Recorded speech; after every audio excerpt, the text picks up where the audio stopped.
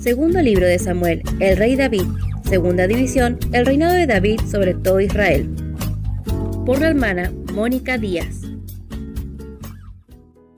El rey David, estudios en el segundo libro de Samuel. Continuamos en la segunda división del segundo libro de Samuel, que va de los capítulos 5 al 20. En esta sección vamos a contemplar el reinado de David sobre todo Israel, y seguiremos considerando los pensamientos en el capítulo 11, el día más negro en la vida de David, la infidelidad de David en su segunda parte. Así, en la continuidad de nuestro estudio, avanzamos al capítulo 11 de segundo de Samuel, en donde contemplamos el día más negro en la vida de David y su infidelidad en su segunda parte. Habíamos visto ya los dos primeros pasos de su fracaso. Primero, él se quedó en Jerusalén, como lo hemos visto ya en el versículo 1. Y su segundo paso, él se paseaba en el palacio, verso 2. Ahora vamos a considerar el tercer paso de fracaso en el rey David. Él envió a preguntar por ella en el versículo 3 y leemos este registro. Segundo de Samuel capítulo 11, verso 3. Envió David a preguntar por aquella mujer y le dijeron, aquella es Betsabé, hija de Elián, mujer de Urías Eteo. Fue curioso y quiso saber más acerca de ella. Él se dejó dominar por su carne. Esto nos enseña que no podemos tener confianza en la carne. Leemos en Jeremías capítulo 17, verso 5. Así ha dicho Jehová, maldito el varón que confía en el hombre y pone carne por su brazo, y su corazón se aparta de Jehová. Vemos la necesidad de velar en oración para no caer en la tentación. Ser tentados no es pecado, pero el rendirse a la tentación sí lo es. Vemos las instrucciones de la palabra. En Mateo capítulo 26, verso 41 nos dice, velad y orad para que no entréis en tentación. El espíritu, la verdad, está dispuesto, pero la carne es débil. El cuarto paso de fracaso del rey David lo encontramos en 2 Samuel capítulo 11, verso 4, que nos dice, y la tomó. Leemos el registro. Y envió David mensajeros, y la tomó. Y vino a él, y él durmió con ella. Luego ella se purificó de su inmundicia, y se volvió a su casa. Era ella la mujer de otro hombre. Él lo sabía, pero igual la tomó. Vio, codició y tomó, dio lugar al diablo. Cayó en la tentación y fracasó grandemente. Todo esto por no juzgar a tiempo la carne. Muchos hijos de Dios que no tienen sana enseñanza condenan a los que son tentados, pero en sí la tentación no es pecado, pero sí el rendirse a ella. Dios no tienta a nadie, pero sí lo hace el diablo. Leemos en Mateo capítulo 4, verso 1. Entonces Jesús fue llevado por el Espíritu al desierto para ser tentado por el diablo. David debió huir de la tentación, pero no pudo, simplemente porque estaba ocioso y dio lugar al diablo. Espiritualmente la lección es clara para nosotros. No podemos jugar con la tentación porque nadie es lo demasiado fuerte para pensar que no puede afectarle. Leemos en Santiago capítulo 1, verso 13 al 15, donde nos detalla cómo es el proceso del pecado. Cuando alguno es tentado, no diga que es tentado de parte de Dios, porque Dios no puede ser tentado por el mal, ni Él tienta a nadie. Verso 14, sino que cada uno es tentado cuando de su propia concupiscencia es atraído y seducido. Verso 15, entonces la concupiscencia, después que ha concebido, da a luz el pecado, y el pecado, siendo consumado, da a luz la muerte. Por eso, la necesidad de examinarnos para no hacer lo mismo. Vemos lo que nos dice el apóstol Pablo en 1 Corintios capítulo 11, versos 31 y 32. Sí, pues nos examinásemos a nosotros mismos, no seremos juzgados. Verso 32, mas siendo juzgados, somos castigados por el Señor para que no seamos condenados con el mundo. Pablo nos enseña cuál debe ser nuestra actitud con respecto a la fornicación. 1 Corintios capítulo 6, verso 18 nos dice, huid de la fornicación. Cualquier otro pecado que el hombre cometa está fuera del cuerpo, mas el que fornica contra su propio cuerpo peca. Nosotros categorizamos el pecado para juzgar que somos más justos que otros, pero para Dios el pecado es pecado y es abominación. Leemos en 1 Corintios capítulo 10, verso 14, por tanto, amados míos, huid de la idolatría. Es claro que no todos tenemos la misma debilidad que otros, pero la recomendación es huir. Otras citas para tener en cuenta, y usted puede buscar y leer, en 1 Timoteo capítulo 6, verso 11 y 2 Timoteo capítulo 2, verso 22. Pero veamos los resultados del fracaso de David. Continuamos nuestra narrativa en 2 Samuel capítulo 11, verso 5. Y concibió la mujer y envió a hacerlo saber a David diciendo, estoy encinta.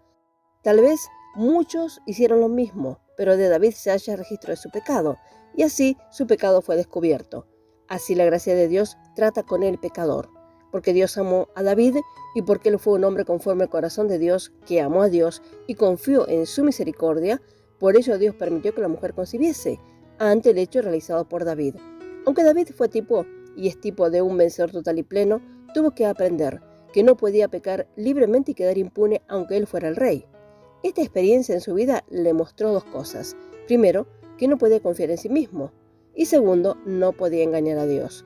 Así que aquí vemos manifestado el amor de Dios hacia el pecador, y en este caso, ante el creyente que peca. David permitió el pecado en su vida y Dios tiene que tratar con él. David trató de ocultar su pecado, pero lo notable en él es que ante la palabra de Dios, ante la declaración de su pecado, él fue tan sensible que su corazón se quebrantó tanto al ofender al Señor. En esta etapa de su vida es que él escribe el Salmo 51. Leemos el Salmo 51 del 1 al 13. Ten piedad de mí, oh Dios, conforme a tu misericordia, conforme a la multitud de tus piedades, borra mis rebeliones. Verso 2. Lávame más y más de mi maldad y límpiame de mi pecado. Verso 3. Porque yo reconozco mis rebeliones y mi pecado está siempre delante de mí. Verso 4. Contra ti solo he pecado y he hecho lo malo delante de tus ojos, para que seas reconocido justo en tu palabra y tenido por puro en tu juicio. Verso 5. He aquí en maldad he sido formado y en pecado me concibió mi madre. Verso 6. He aquí tú amas la verdad en lo íntimo y en lo secreto me has hecho comprender sabiduría. Verso 7. Purifícame con hisopo y seré limpio, lávame y seré más blanco que la nieve. Verso 8. Hazme oír gozo y alegría, y se recrearán los huesos que has abatido. Verso 9. Esconde tu rostro de mis pecados y borra todas mis maldades. Verso 10. Crea en mí, oh Dios, un corazón limpio y renueva un espíritu recto dentro de mí. Verso 11. No me eches de delante de ti y no quites de mí tu Santo Espíritu. Verso 12. Vuélveme el gozo de tu salvación y espíritu noble me sustente. Verso 13. Entonces enseñaré a los transgresores tus caminos y los pecadores se convertirán a ti. Espiritualmente, así también la experiencia de nuestras vidas. Hay creyentes que tal vez hacen cosas terribles y no se dan cuenta que ofenden grandemente a Dios. Pero no fue así con David y con aquellos que aman al Señor verdaderamente. Pues ante el fracaso del pecado manifiesto en la vida de David, su corazón se quiebra. Reiteramos el Salmo 51, verso 4. Contra ti solo he pecado y he hecho lo malo delante de tus ojos. El Espíritu Santo muestra la rebelión y el Hijo de Dios es quebrantado. Es muy importante tener un corazón sensible para el Señor de no querer ofenderle. Cualquier pecado que permitimos en nuestras vidas impide nuestra comunión con Dios. En provisión, la carne en el creyente está en estado de muerte. Por eso, cuando se manifiestan tendencias carnales en nuestras vidas, debemos juzgarlas a la luz de las Escrituras. De otra manera, permitimos el pecado manifestarse en nuestras vidas y recuerde que el pecado mora en la carne. El verbo traducido pecar quiere decir errar el blanco.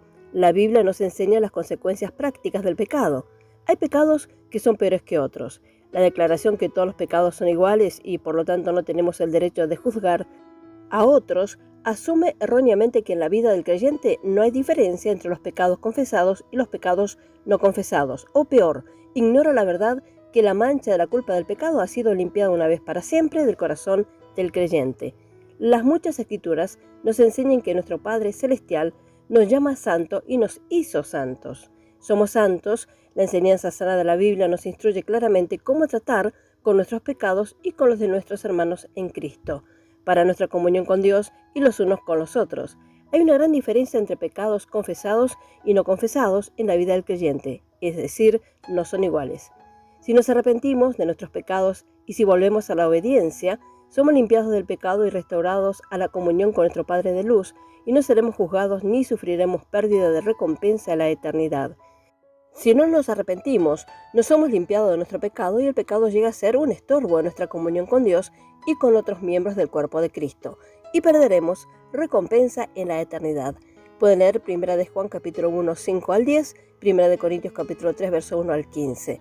Tenemos abundante provisión en la palabra de Dios para vivir una vida sin pecado y de no permitir al pecado manifestarse. Pueden leer 1 de Juan capítulo 2, verso 1 y verso 9 y 10.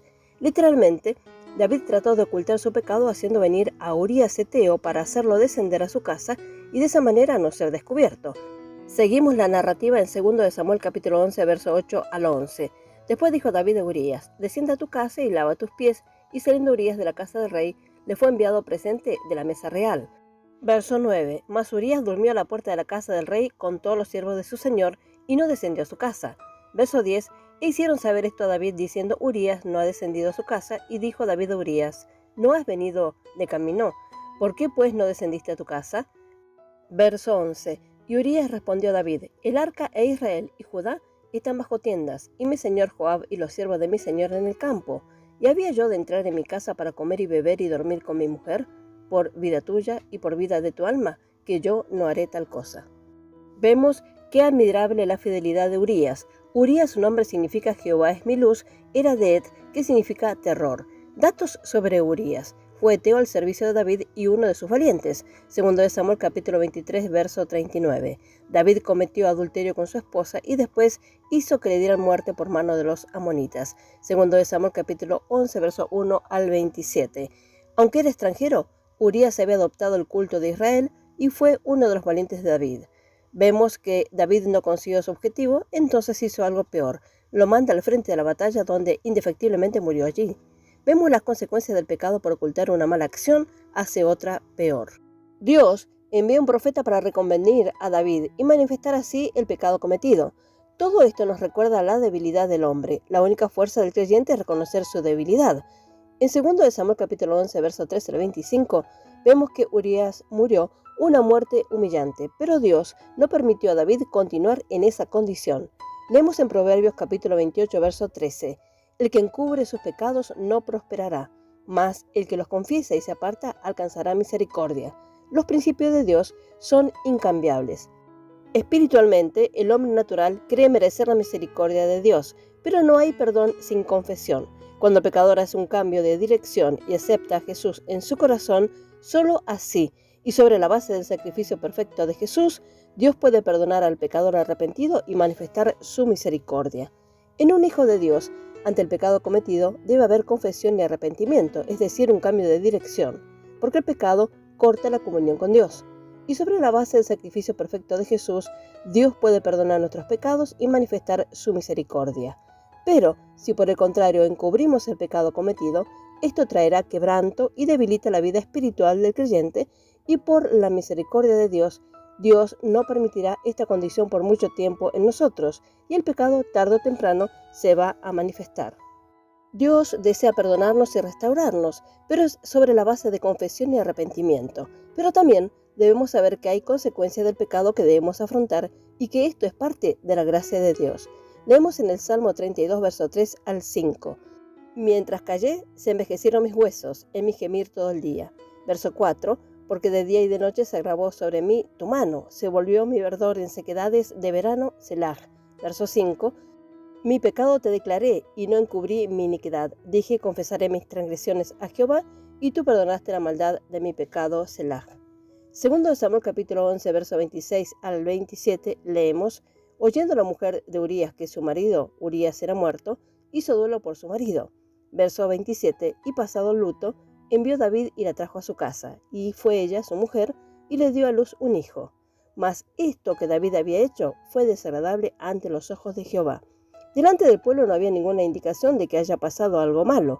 Tal vez muchos vieron óptima la actitud de David al hacerse cargo de la viuda de uno de sus valientes muerto en combate, pero Dios no fue engañado. Mas esto que David había hecho fue desagradable ante los ojos de Jehová. Leemos en Hebreos capítulo 4, versos 12 y 13. Porque la palabra de Dios es viva y eficaz, y más cortante que toda espada de dos filos, y penetra hasta partir el alma y el espíritu, las coyunturas y los tuétanos, y discierne los pensamientos y las intenciones del corazón. Verso 13.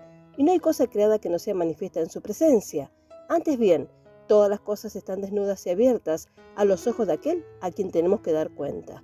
Primera de Timoteo capítulo 5, verso 24 y 25. Los pecados de algunos hombres se hacen patentes antes que ellos vengan a juicio, mas a otros se les descubren después. Verso 25. Asimismo se hacen manifiestas las buenas obras, y las que son de otra manera no pueden permanecer ocultas. Así vemos en este capítulo 11 cómo fue con el pecado de David y su trato. Y en el próximo capítulo vemos los tratos de Dios con él a través de Natán, el profeta, que David tenía que afrontar los efectos de su pecado y llevar las consecuencias del mismo. Aunque el fruto de aquel pecado fue destruido, es decir, el primer hijo de ellos falleció, sin embargo Dios perdonó su pecado y bendijo la unión de David y Betsabé. Y él escogió el segundo hijo de David y Betsabé, llamado Salomón, para sentarlo en el trono después de David. Por lo tanto, Betsabé se une a la larga fila de personas que fueron los ascendientes de Cristo. Esta es una expresión maravillosa de la gracia de Dios. Nos prueba que Dios es capaz para todas las cosas, no deja que nada le derrote a Él ni a su fin. Él hace todas las cosas servirle. Maravillosa gracia que tenemos aquí vista. Que el Señor siga guiándonos en su voluntad en estos tiempos difíciles para su gloria. Amén.